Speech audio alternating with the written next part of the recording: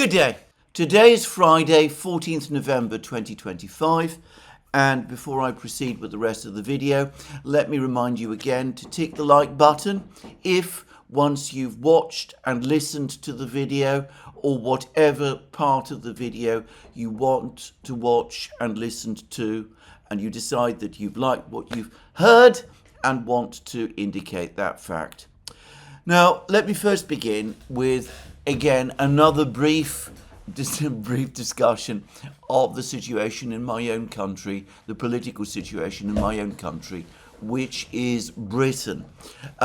Again, apologies to those outside Britain for whom this is perhaps somewhat parochial topic.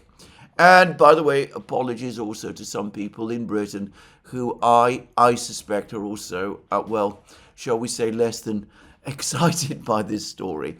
But over the last couple of days, as I discussed in my programme yesterday, there were clear signs that British Prime Minister Sir Keir Starmer is on the ropes, that his political position is collapsing, and that his future as Prime Minister is, shall we say, narrowing basically by the hour.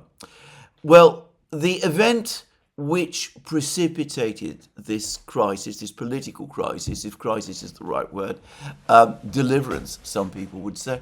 Anyway, the event that precipitated this was a speech given about a week ago by the British Finance Minister, Rachel Reeves, in which she indicated that the Labour government was about to raise the general rate of income tax, breaking in the process a promise given by the Labour Party before the last general election.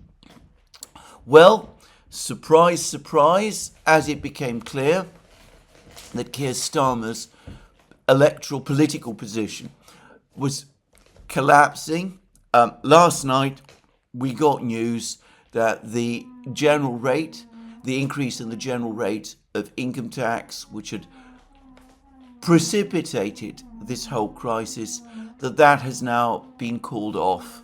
We are being told that this is because there has now been an updated forecast of the state of the country's finances, and that this increase in taxation is no longer necessary. Well, you can believe that if you wish, but if you do, all I can say is that I have a bridge to sell you. Clearly, the Prime Minister has realised that he doesn't have the political capital, the political support, even within his own party, to push such an increase in general taxation through. So we are not going to see the increase in general taxation that a week ago we were being told was absolutely necessary, essential in order to stabilise Britain's finances. And this morning, even as I make this programme, there are signs that the international markets, the financial markets, are worried and unhappy that Britain's borrowing costs are rising and that there is, again, pressure on the international rating of Britain's currency, the pound sterling. Well, there we are. I've said in many programmes now that Britain doesn't have a government. We have no government in Britain. We have only administration. We have administration instead of government.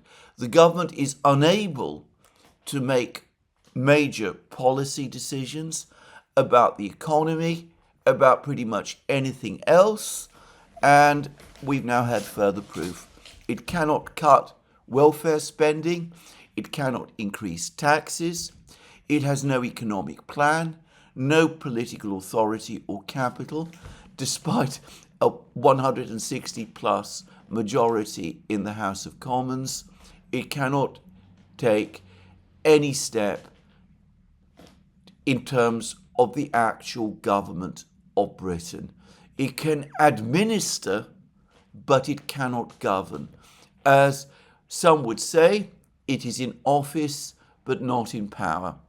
Well, there it is. Britain is drifting, and it will continue to drift. The only thing that the government, the opposition, the entire political class remain united about, the only thing they can do is to continue their economic and political struggle against Russia, an immeasurably more powerful country than Britain, just to say, and one which is in close alliance with China, which is magnitudes, orders of magnitude more powerful still. But never mind about that, never mind about the fact that the United States, Britain's ally, has at times shown flickers of doubt about the wisdom of this whole enterprise. Just plough on, just continue to advocate more sanctions against the Russians, even though that makes Britain's own economic problems worse. Continue to supply weapons to Zelensky and to Ukraine, even though this reduces still further the combat capability of Britain's already disastrously diminished armed forces.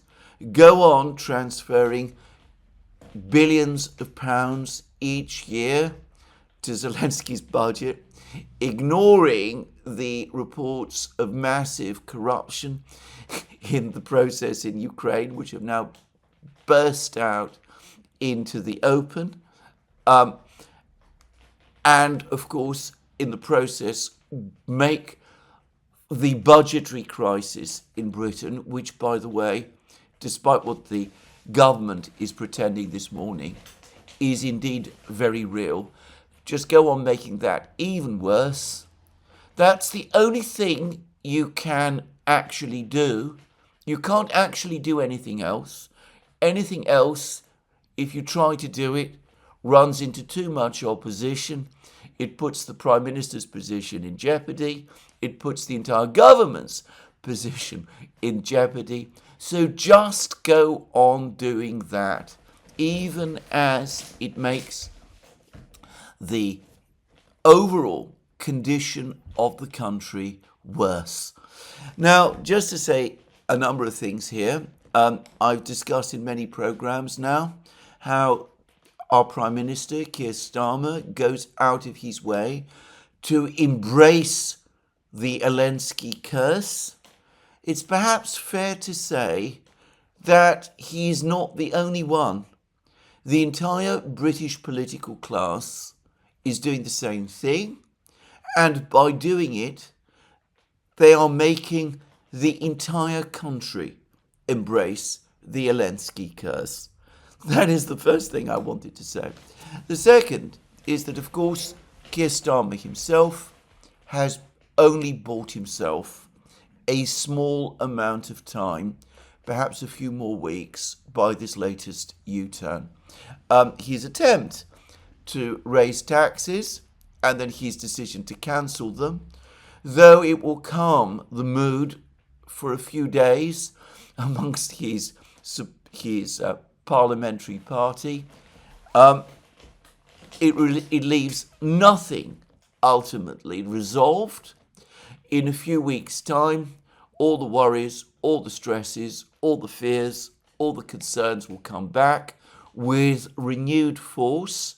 And in the meantime, of course, what he has done underlines the fact that he is a weak Prime Minister, unable to make strong decisions, unable to lead the country or even his own party. The French Prime Minister of the 1950s, Pierre Mendès France, said that to govern is to choose. In the case of Keir Starmer, he cannot choose, he cannot govern. All he can do is support his friend Vladimir Zelensky and Ukraine. That is all he has. That is all that is left to him. Anyway, let me continue with the rest of the program. And we have had further rather dramatic developments in Ukraine over the last 24 hours. Over the last 24 hours, the Russians last night conducted another massive drone and missile strike against Ukraine, and this one appears to have centered heavily on Kiev itself, and it appears to have targeted the Kiev's energy system. Apparently 2 power facilities close to Kiev itself were specifically targeted. Now, I have not been able to get a sense of the precise dimensions of this strike, but it does appear to have been a very big one, comparable to the one that took place about a week ago. And I don't yet have a clear sense of the damage. We will no doubt get more information about that by tomorrow, and no doubt the Russian Defense Ministry will have provided its own account of this attack, as the Ukrainian Defense Ministry will also do. What I will say is that over the course of the last attack, we did see, for the first time in several strikes, signs that Ukraine's air defenses were operating again, if only after a fashion. There were pictures appeared of the launch of Patriot missile interceptors. We haven't seen those for a while. About a couple of weeks ago, reports appeared that Ukraine had received more Patriot missile systems from Germany and Israel, so they have presumably arrived, and no doubt that was what we saw flickering into action last night. My own sense is that these missiles made little impact on the effect of the overall strike. I understand that the entire systems were provided. The number of actual interceptors of missiles, Patriot missiles, that was provided was limited. I can't speak with any certainty about this, but that's what I sense. And already Vladimir Zelensky is begging for more Patriot missiles. He talks about Ukraine's lack of Patriot missile interceptors, that Ukraine is short of them, it's short of air defenses. As we will see in a moment, he recently, over the last 36 hours, he left Kiev, he went to Zaporozhye, he went to Pokrovsk, the area around Pokrovsk, he went to Zaporozhye region, he visited the town of Oreov, he visited the headquarters of the Ukrainian brigade that is stationed in Oreov. He had some actually quite interesting things to say, but then as soon as that trip was ended, he returned to Kiev, took the train from Kiev, presumably, travelled, I guess, to Poland, took a jet and flew to Greece. And he arrived in Athens, and he has been begging the Greek Prime Minister, Kostas Mitsotakis, for Greece's Patriot missile systems. I believe Greece has 3, and its remaining Mirage 2000 jets. Ukraine has, of course, already received a small batch of Mirage 2000s from France. I can't say that I can see that they're making any difference. They're proving every bit as ineffectual as the F-16s have. But nonetheless, Zelensky has come to Greece, to Athens, to beg for Greece to give Ukraine all that it still has. Which leads me to think that this latest Russian attack has quite probably depleted significantly whatever remaining Patriot missiles Ukraine actually has. No doubt it got a few more as part of these latest deliveries, but the batch that it was supplied has already been significantly depleted by this one big Russian strike. So he needs more, or he pretends to need more, and he's gone to Greece and he's asking for them. Now, I should say that up to now, the Greeks have been very unwilling to supply Patriot missiles and Mirage 2000s. Greece also received, as I remember, air defense missiles from Russia once upon a time.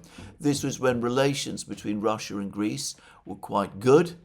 It was persuaded to give those up and to transfer them to Ukraine on the promise that it would receive Patriot missile systems in their place. The reason, of course, why Greece needs or believes it needs strong air defenses is because it is in a permanent conflict with Turkey, and it feels that it needs to have a strong air defenses in order to counter Turkey's otherwise very considerable military superiority, both in northern Greece, in Thrace, and also in the Aegean Sea. Well, no doubt the political pressures from Brussels, maybe even from Washington, to transfer whatever air defense systems Greece has to Ukraine, maybe those will now grow. I can't imagine that Ursula von der Leyen and Kaja Kallas and Friedrich Merz and Emmanuel Macron and all of these people are particularly concerned about Greece's security concerns. The big question is whether the Greek government is interested in defending or securing Greece's security concerns. I have my personal doubts about that. I would not be surprised if Greece does indeed agree to part with whatever air defences it has left, or a significant part of them.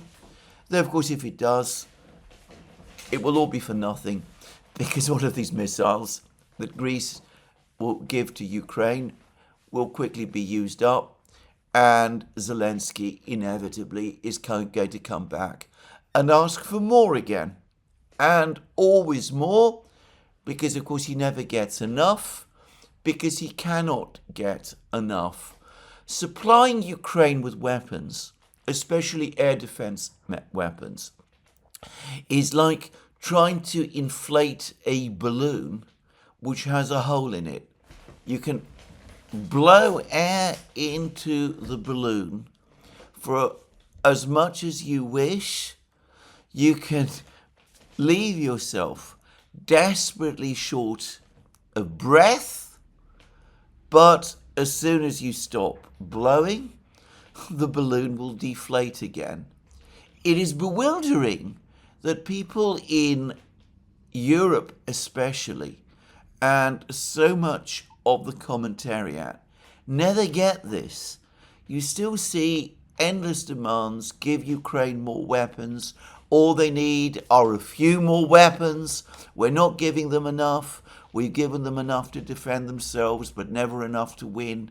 That narrative continues to be peddled day after day, week after week. The reality is that there is never enough, and given the realities, the enormous imbalance in military power and production capacity between Russia and Ukraine, and indeed even between Russia and the West, just to say,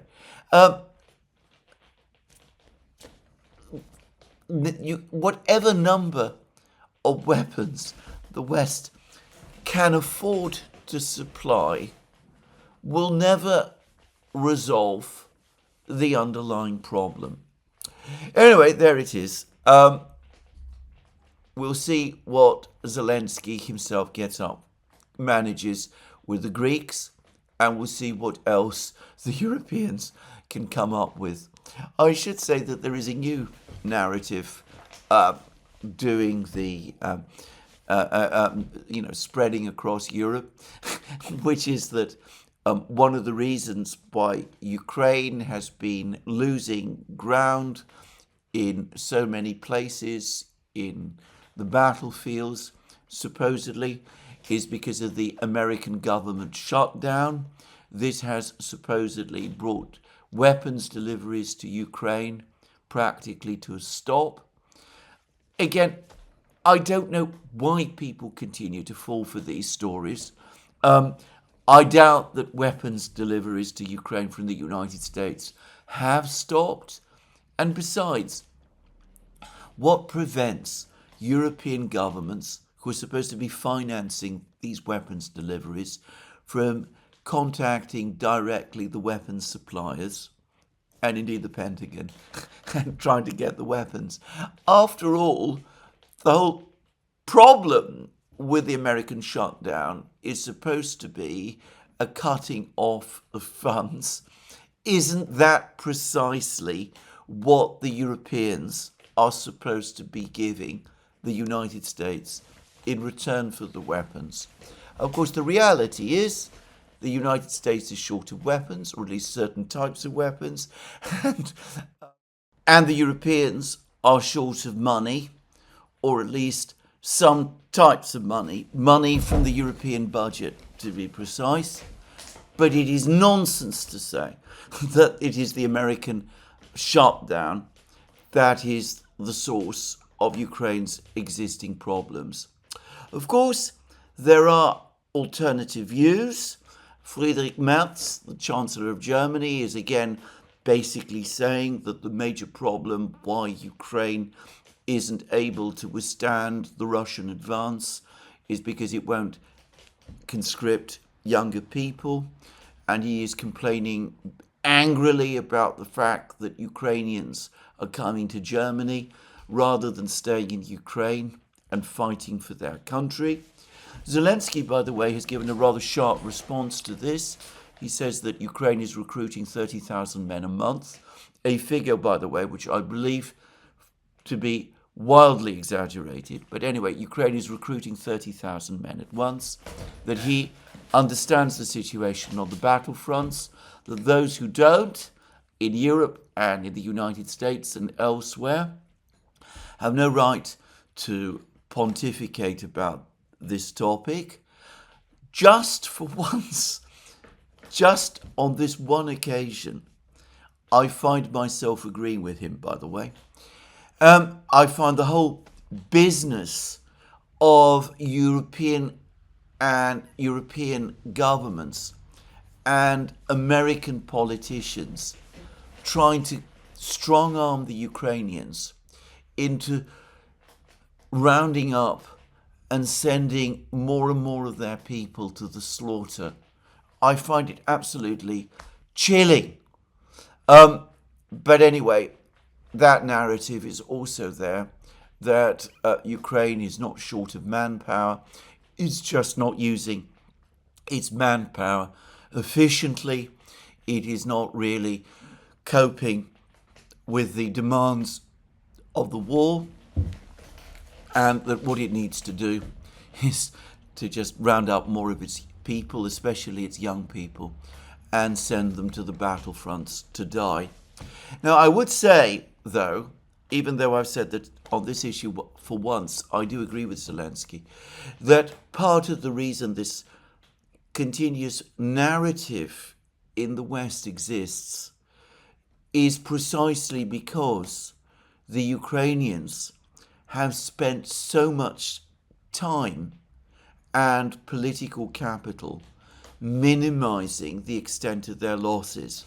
They are giving Western governments and Western commentators the story that Russia's losses are magnitudes greater than Ukraine, that Ukraine has not suffered especially severe losses, unlike Russia, which allegedly has. And so, of course, that inevitably leads some people in the West to think, especially if they believe this fantasy, that It's something of a puzzle in that case why the Russians are able to advance, why they seem to be able to outnumber the Ukrainians.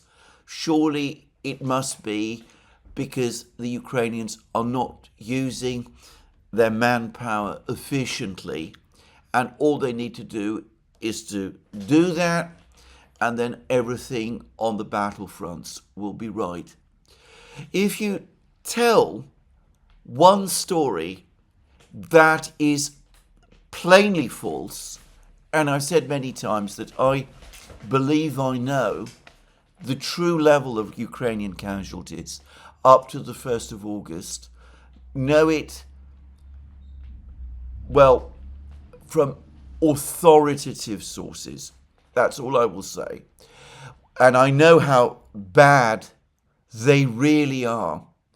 But if you provide false information about something as important as this, then almost inevitably that is going to result in further problems, and this is one that we see. Anyway, let's now discuss certain other things that also happened over the course of the last 24 hours. The Ukrainians did carry out their own big drone strike against Russia also last night. And according to the Ukrainian General Staff, they also launched some of their famous Flamingo missiles. These missiles with the prodigious range that have an even longer range than the Tomahawks and can reach targets deep inside Russia. Well, I don't know whether that is true or not. All I will say is that from what I can judge, all of the attacks took place in western Russia. The Ukrainians did not attempt to strike targets in central Russia or in Siberia or in the Urals or in places of that kind. And insofar as they appear to have hit any target, it may have been, well, it was the port of Novorossiysk on the Black Sea, and there are pictures of an attack on what looks like some kind of Russian oil installation there. And incidentally, and for the record, the claims are that this attack was carried out using drones rather than the Flamingo missiles. I am not entirely certain, as of the moment of making this program, that the Flamingo missiles even exist. Perhaps they do, but probably not in very big quantities. And I doubt that the Ukrainians are able to sustain big, in-depth strikes using them against targets deep inside Russia. As I said already, as I said in my program yesterday, the Flamingo missile is now a topic of the big corruption crisis that is taking place inside Ukraine. Now, the Russians are claiming that they shot down nearly all the drones that Ukraine launched, and I believe that is true, by the way. They haven't yet commented on the attack on Novorossiysk, though no doubt they will. And again, I will return to this topic tomorrow. But my own view is that when we get all of the information about these two strikes, the big Russian strike that took place last night and the Ukrainian strike that was conducted at the same time as the Russian strike, it will once again underline and re-emphasize the colossal imbalance in striking power between the two sides. I suspect that we will learn that the Russian strike was devastating and that the Ukrainian strike, in terms of Russia's energy complex and its overall economy, has again basically done no more than scratched the paint. In my opinion, and I've said this in many places now, if you want to understand where the Russian economy is at this moment, don't waste your time dwelling on Ukrainian drone strikes. Look at what the Russian central bank is doing with interest rates. That is the major factor, interest rate policy, that determines the pace of the Russian economy at any particular moment. I doubt that even the sanctions on Rosneft and Lukoil, which the United States announced and which I am sure are having a bigger impact on Russian economic decisions than the Ukrainian drone attacks and Ukraine's up to now sporadic missile strikes, have anything like the same impact on Russia's macroeconomic situation as the central bank monetary policy and the central bank's efforts to cool an overheating economy, an economy that was overheating last year, and to bring down inflation. That's absolutely my view. I know I get some pushback about it, but I have no doubt that it is so. Anyway, on the subject, by the way, of sanctions, I noticed that the US Secretary of State, Marco Rubio, came out and said, after the sanctions on Lukoil and Rosneft, that the United States has essentially run out of things in Russia it can still sanction, which, by the way, is obviously true. About a couple of weeks ago, back in October, when the US Treasury imposed the sanctions on Lukoil and Rosneft, the media in the United States spoke about how the United States had other potential sanctions against Russia in its pipeline. Rubio is now sort of hinting that that might not be the case. And I have to say, I did wonder when I read his comments whether there are some people in Washington who are even beginning to wonder whether the sanctions against Lukoil and Rosneft were themselves such a good idea.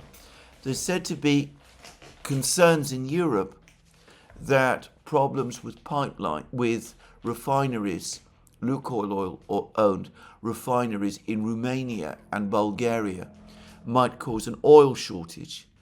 And there are always worries, of course, in the United States, especially at a time of sticky inflation in the United States with all the political damage that is causing for the president, that there must always be concerns about pressure to increase sanctions.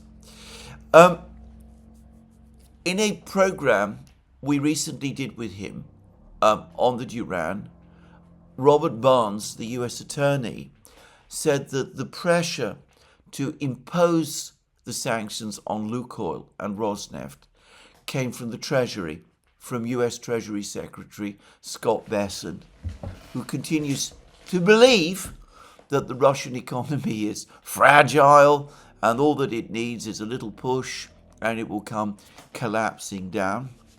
And I suspect that is true.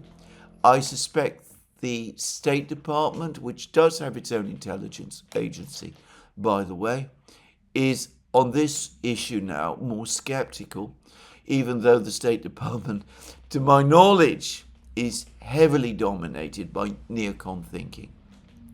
But I suspect that the Treasury still finds it very difficult to give up the idea that sanctions against Russia won't be effective eventually. And in order to get a sense of what the Treasury does, just consider the discussions between President Orban Prime Minister Orban of Hungary and President Trump of the United States, which took place about a week ago. Orban came away from that meeting with Trump, saying that the United States has lifted sanctions, permanently lifted sanctions on Hungary's oil and gas imports from Russia. Orbán appeared to believe, and Hungary's foreign minister, Peter Szijjártó, also appeared to believe that Hungary had secured from the United States permanent sanctions relief. And I have no doubt at all, given that Orbán and Szijjártó are, in my opinion, serious people, that they are accurately reproducing what Donald Trump actually promised them. But within a few hours of Orbán and Szijjártó saying that, articles started to appear in Reuters and in the American media, clearly sourced from the US Treasury, which said that the sanctions relief Hungary had been given was only for 1 year. So we see that the president says one thing, the Treasury tries to do something else, and I would not be surprised if the same is true about what Rubio is saying. Rubio perhaps starting to have doubts about the wisdom of the sanctions and about the effectiveness, but I suspect that Scott Bessent and the Treasury absolutely implacable. And you can understand why, incidentally, because the Treasury has a whole department which exists to do nothing else than impose sanctions. That's why the United States now issues sanctions literally by the day. There's a whole bureaucracy within the US Treasury whose job it is to do that. And coming to these people and telling them, well, you know what you are doing doesn't work, is absolutely not the message they want to hear. As somebody who is a grizzled veteran of state bureaucracies and knows about how bureaucracies work, telling a bureaucracy, a state bureaucracy, like the sanctions bureaucracy within the Treasury, that sanctions are ineffective, is in effect telling these people, what's your purpose? What is the point of view? And of course, that is always a message which a bureaucracy of that kind and the people who work in it will always resist. So that is why, if you ever get onto the sanctions escalator in relation to any country, the escalator will always go upward.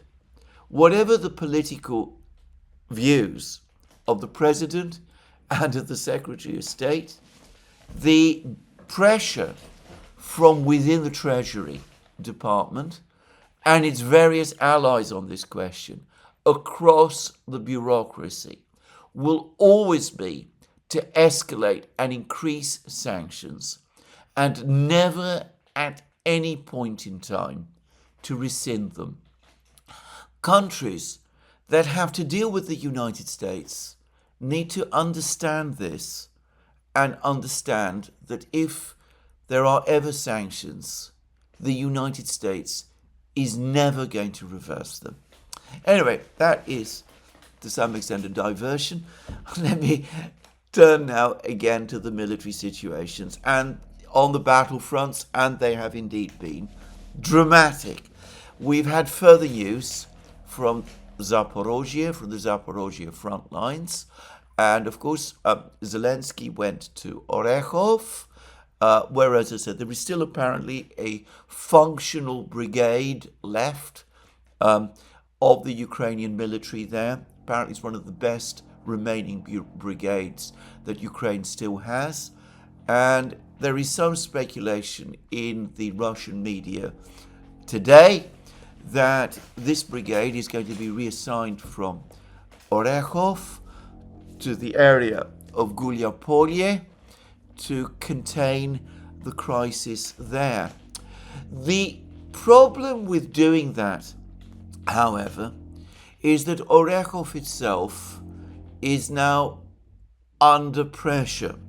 The Russians are immediately to the southeast of Oreov.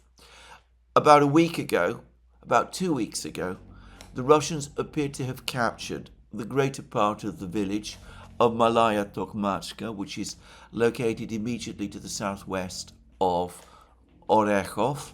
They haven't captured all of it. There is still a large prison complex which the Ukrainians have turned into a fortified position that lies to the south, and that is still under Ukrainian control.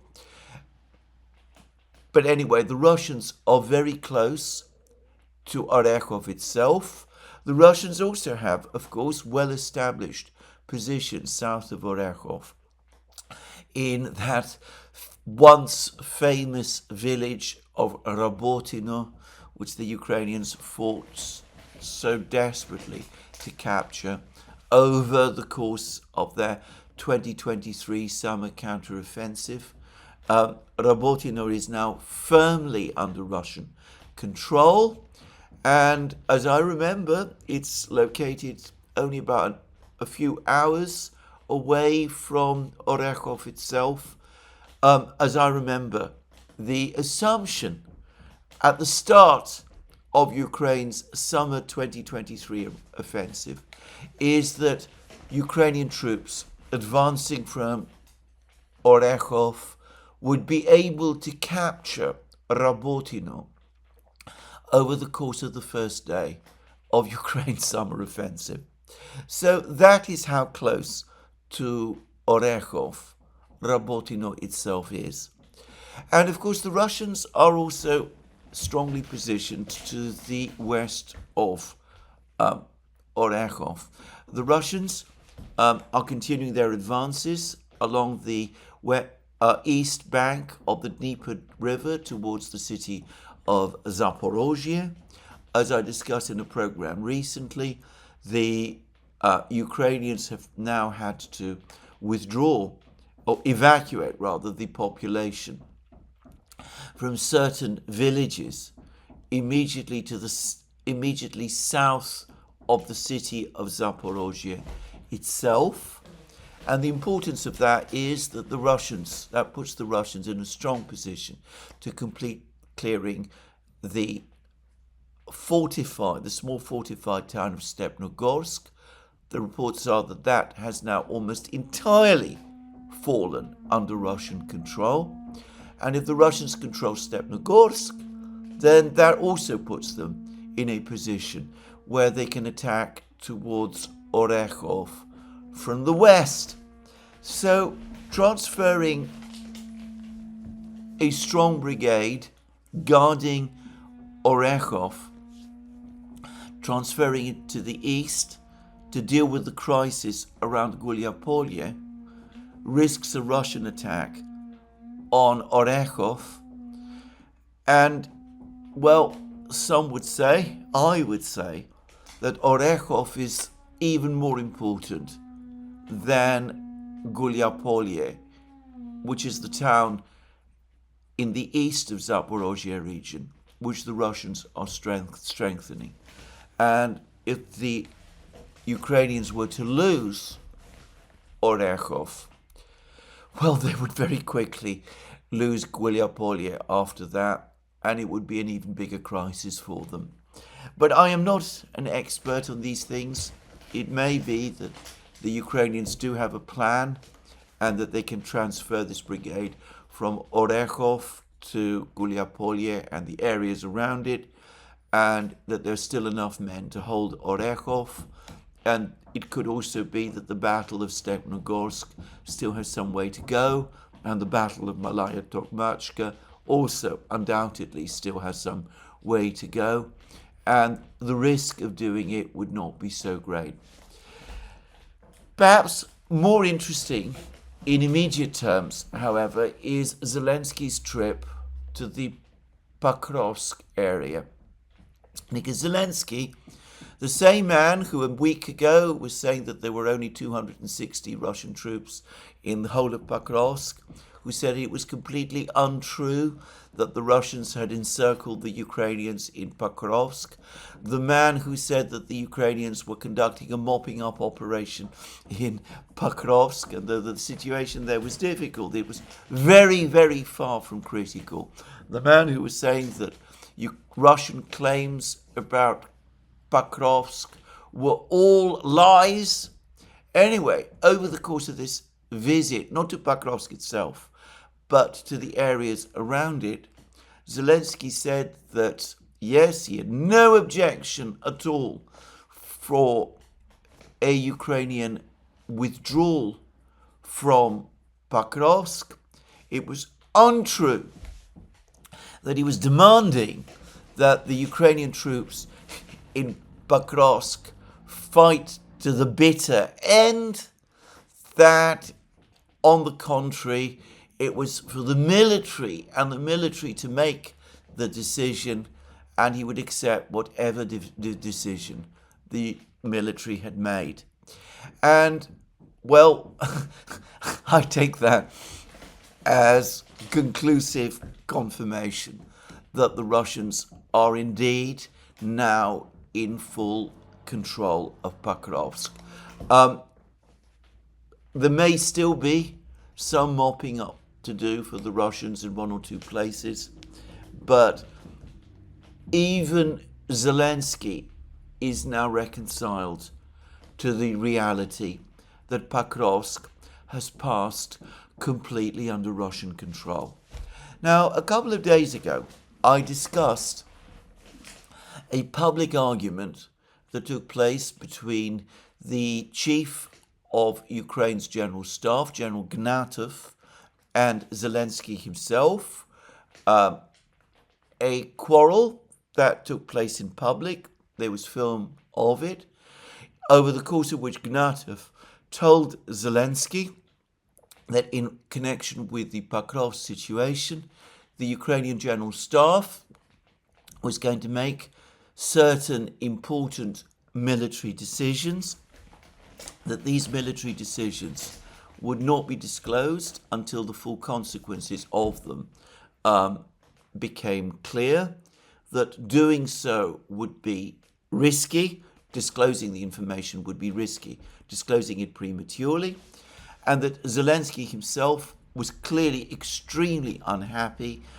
and was pushing back against Gnatov and was saying that holding on to Pokrovsk was essential, and that if Pokrovsk were to fall, amongst other consequences, it would undermine Ukraine's claims that it was holding back the Russians in Donbass, and that might cause Western support, especially American support, for further sanctions against Russia and more weapons deliveries to Ukraine. It might cause that support to weaken. And that whole discussion played out, as I said, in public. And I said at the time that this was unprecedented, that there has never been anything quite like this up to now. And that, by the way, remains true. I think we can now reconstruct with some accuracy what actually happened. The General Staff, the Ukrainian General Staff, took the decision that Pokrovsk was lost and ordered the Ukrainian troops in Pokrovsk to evacuate and to retreat to Mirnograd. And Zelensky was very unhappy about that decision and tried to countermand it, but the Ukrainian General Staff insisted that it would make the decision. And probably the Ukrainian General Staff's intention and plan, one backed by General Syrskyi, was that the Ukrainians would then recapture Rodinska to the north of the Pokrovsk-Mirnograd conurbation, and that they would then open a way for the Ukrainian army to break through to Mirnograd from the north and either resupply the Ukrainian troops in Mirnograd or perhaps more realistically arrange for their evacuation. Now, Zelensky was not happy with that idea because he doesn't like retreats from any positions, but ultimately the logic of the situation was inescapable and he agreed with it.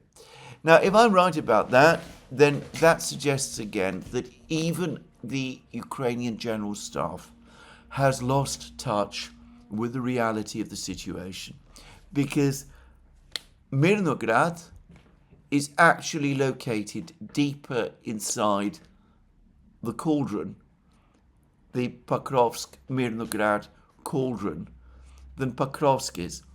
So that by ordering them to transfer from Pokrovsk to Mirnograd, the Ukrainian General Staff was telling the Ukrainian troops in Pokrovsk to go further, deeper inside the Russian trap.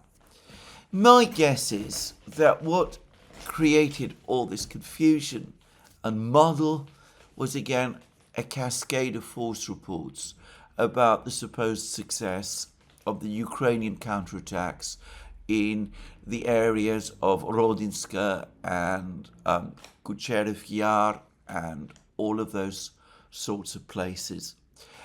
Anyway, we've had more information about the battle there, and it's come from various sources, from Radovka, which gave an up-to-date account of the battle in this area northeast of Pokrovsk and north of Mirnograd. And, well, according to the Russians, and we're getting more and more information about this, according to the Russians, the Ukrainians did indeed conduct attacks, and they did at one point indeed actually break into Rodinska, but they were unable to consolidate there or break through in Rodinska. Rodinska remained overall in Russian control, and then after these counterattacks, Ukrainian counterattacks, lost momentum, the Russians themselves attacked. And this morning, there are reports circulating right across the Russian internet that the important village of Sharkovo, to the northeast of Pokrovsk, in this very same area, that Sharkovo, together with Vladimirovka and all of these other places, has now indeed been captured in full by the Russians. Now, there is no official confirmation of this from the Russian Defense Ministry, but I suspect it is true. I've already said in previous programs that the Russians appeared to have largely encircled Sharkovo, and I can imagine that the Ukrainian troops in Sharkovo, in order to avoid this encirclement, escape this encirclement, withdrew across the fields, allowing the Russians to take full control. And if this is correct, and I believe it is, then that solidifies the Russian presence north of Mirnograd and Pokrovsk, in which case the possibility, even the theoretical possibility, of breaking open the cauldron in Pokrovsk-Mirnograd has gone, and the Ukrainian troops in Mirnograd are now conclusively doomed. There's been some claims about the situation inside the Pokrovsk-Mirnograd conurbation. I haven't yet seen the latest update from the Russian Defense Ministry, but there are reports that the entire territory of southern Mirnograd has either been captured by the Russians or is about to be.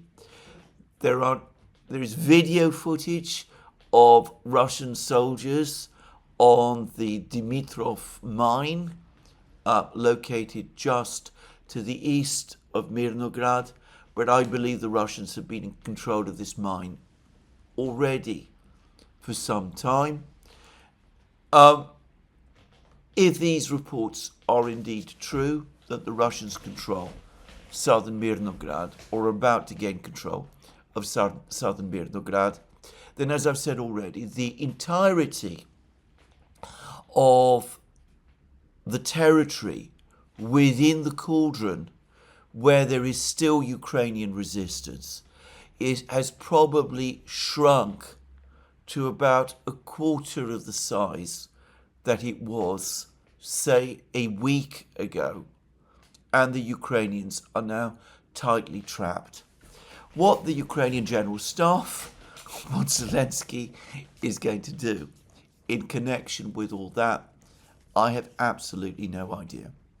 Now, I should say that there is a view that all of these trips by Zelensky, the trips to Oreov and the trips to Pokrovsk and the journey to Greece, were all intended by him to divert attention from the corruption crisis that is continuing to rage like a fire in Kiev.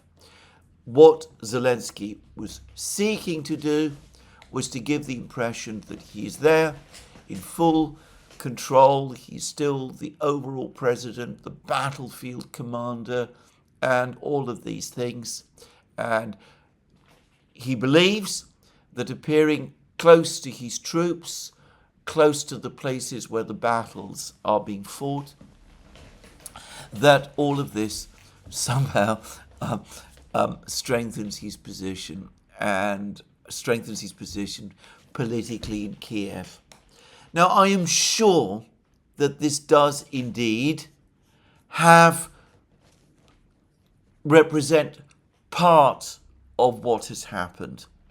But to be clear, the battlefield crisis Ukraine is facing is already so bad that it would be entirely in character for Zelensky to visit these places anyway, even if there was no crisis in Kiev. Zelensky seems to have this extraordinary belief that his mere presence boosts morale amongst Ukraine soldiers. That might have been true at one time. I doubt it is the case anymore, by the way. But beyond that, his decisions to visit the troops and their officers, their commanders on the front lines, is also his way of ensuring their loyalty, even as the crisis on the front lines deepens. So probably the political crisis in Kiev is playing a role, but the military crisis is playing, I suspect, the even bigger role.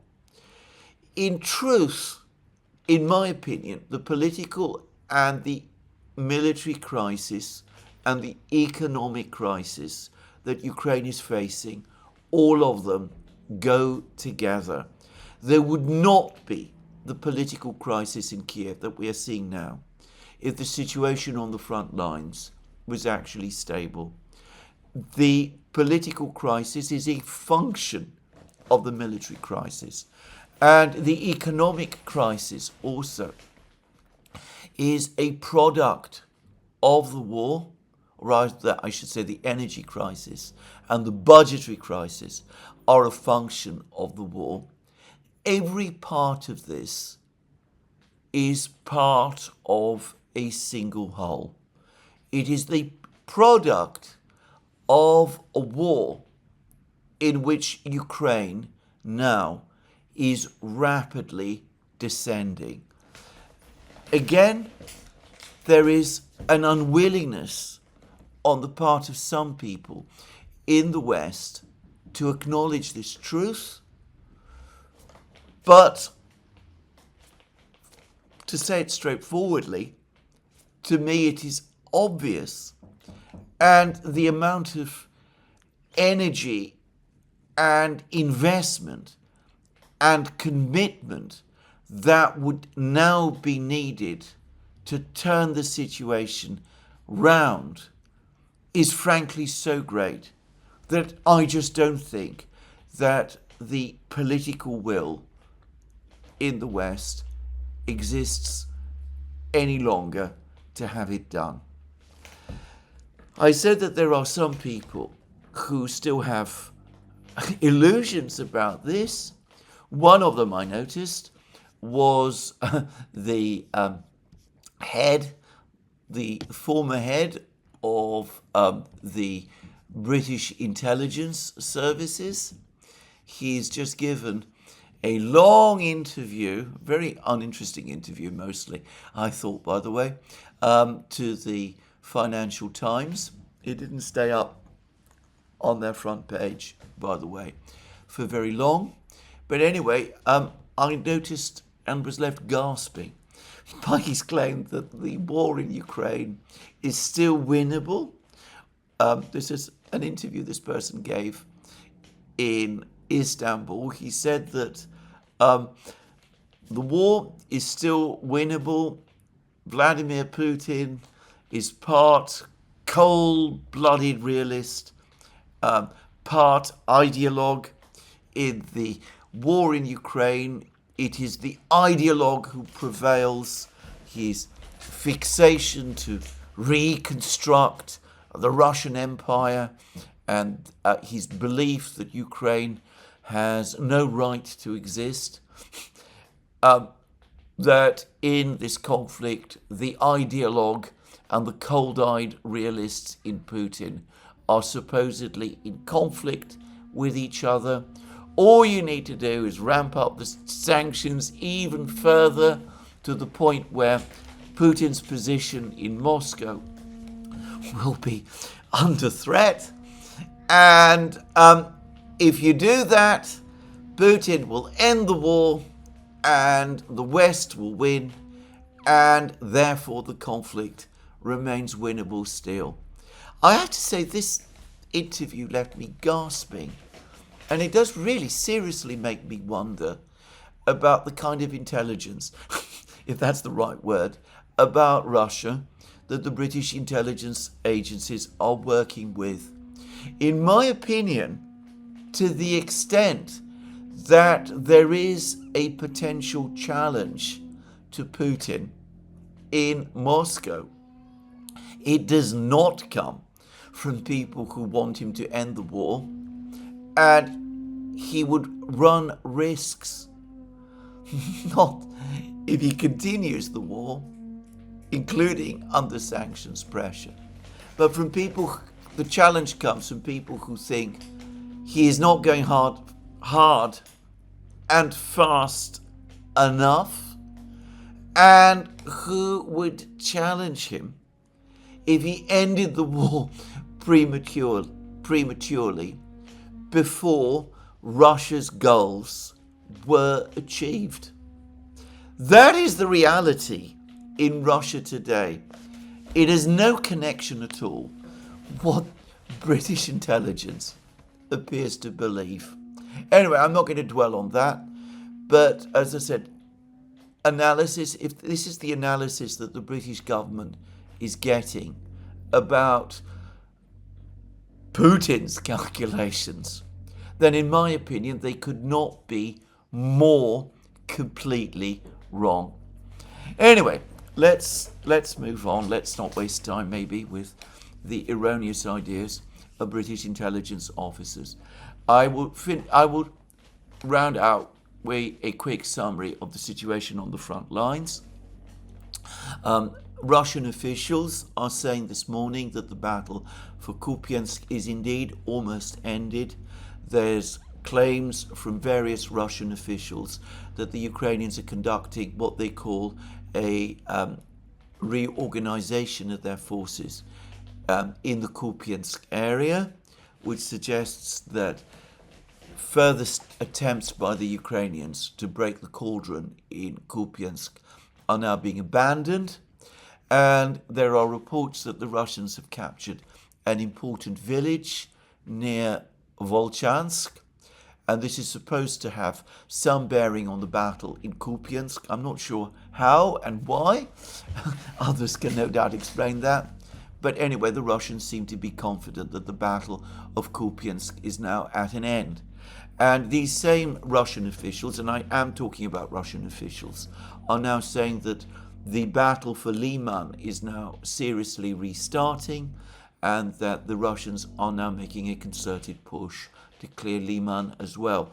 So it could be that in the Siversk-Liman area, we're going to start to see important events over the next couple of days. And in Zaporozhye region, the Russians continue to enlarge the area of control that they have now achieved along the main road leading to Gulyapolye from the north. Yesterday, they captured the village of Danilovka. They appear to be expanding the territory they control along the road southwards towards Gulyapolye. As I've said already, I believe that what they're now going to try and do is clear the villages along this road on the west of this road, and then of course they will move towards a complete encirclement of Gulyapolye as well. And well, for the record, I think that rather than try and send this brigade in Oreov to try to save the situation in Gulyapolye, the much wiser thing for the Ukrainians to do is to acknowledge the reality that Gulyapolye is also going to be lost and to pull back from there. But I don't believe that that is what they're going to do. Ensuring that the disaster that is going to happen in Gulyapolye is going to be even greater than what we have seen. Overall, it remains my view that once Pokrovsk-Mirnograd fall, once Kupiansk fall, the priority for the Russians is going to be to continue the battle for Donbass, to complete the battle for Donbass, to capture Liman and Siversk, and then Konstantinovka, where the Russians appear to be making more advances, and then to encircle the remaining Ukrainian troops in Donbass, in Slavyansk and Kramatorsk, to win the battle of Donbass and to break Ukrainian resistance there. And of course, the Russians, now that they outnumber the Ukrainians, will no doubt continue their existing offensives in Zaporozhye region and in Kharkiv region.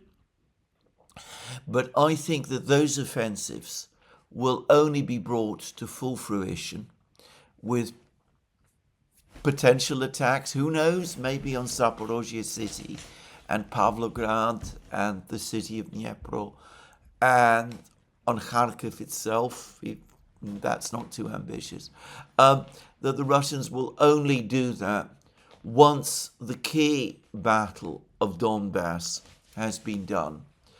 Once Donbass is won, the Russians will have broken Ukraine's main defense lines, and a war of maneuver begins to become more possible.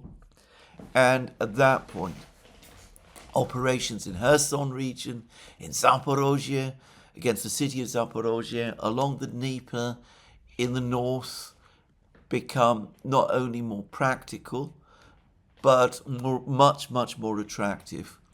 Assuming, of course, that Ukraine does not sue for peace, and I don't believe it will, and assuming that the West doesn't come to its senses, and I don't believe it is going to do that either. Just saying. And, well, obviously the Russians will want to advance to the Dnieper, and after the discussions that took place in Moscow, in St. Petersburg, a month ago, I've no doubt that the ultimate objective would be to cross the Dnieper along its southern banks, obviously to recapture Kherson, but ultimately to capture Ukraine's entire Black Sea coastline, including the important towns of Odessa, Nikolaev, Ochakov, all of these places which were once captured and built up by the Russian Tsars, Catherine the Great and her successors. I personally believe that that is the Russian plan. And of course, in the meantime, Russia will continue its missile and drone strikes, and these will build up with intensity, because I don't believe we are anywhere close to the point where the full Russian drone offensive against Ukraine will come. I know of at least 2 drone factories, big drone factories that the Russians are building. One of them apparently using North Korean labor, may be located even in North Korea. And by the way, on the subject of North Korea, there have been incredible numbers of conversations and discussions and meetings between North Korean officials and Russian officials over the last few weeks and months. The level of interaction between the Russian and North Korean governments over the last few months is astonishing. It perhaps explains the growing self-confidence that I've started to see in North Korea. I suspect that Russian energy supplies and technical help, and perhaps resumptions of fertilizer deliveries, are aiding in what I have no doubt will be a major upswing in the North Korean economy. And so you can start to sense that Kim Jong-un and his officials, they're looking increasingly more confident recently. At least that's how it appears to me. And of course, the North Koreans are again present close to the battlefronts. They've sent logistics troops to areas in western Russia, bordering Ukraine. There's no word that they're actually participating in the actual special military operation itself, at least no such reports so far. But the Russians themselves have now released film showing North Korean troops in Western Russia carrying out reconstruction work and singing North Korean songs, even as they do. So anyway, it's perhaps worth saying that a North Korean-Russian alliance has indeed now developed, and that is inevitably going to have a major impact on the situation in the Northeast Pacific region. And I am puzzled, frankly, that it is not getting anything like the kind of attention that it deserves. But anyway, that is where I'm going to finish today. The military situation continues to deteriorate. Zelensky continues to be the president. I don't believe he's going to lose his position anytime soon in Ukraine. But there is no plan, no idea in the West about what to do in this situation. Rubio is starting to push back against the idea of further sanctions against Russia, though the pressure to impose them continues to be there. But China and Russia remain clear allies. Russia and North Korea, as I've said, are now open and visible allies. The Russians and the Indians appear to be continuing work on Putin's visit to India. There are some claims that it's going to happen on the 3rd of December. It'll start on the 3rd of December, but there is no confirmation either from the Indian government or the Russian government that this is so. There are reports of big economic and military deals between Russia and India being prepared. Well, we shall see. Anyway, this is where I finish today's program. Let me remind you again, you can find all our programs on our various platforms, Locals, Rumble and X. And by the way, also on Substack now. Look up the Duran on Substack. And by the way, I'm now writing articles again, both for Substack, and you can also find these articles on Locals. And you can also, of course, support our work via Patreon and Subscribestar and by going to our shop. And last but not least, please remember to tick the like button and to join and to check your subscription to this channel. That's me for today. More from me soon. Have a very good day.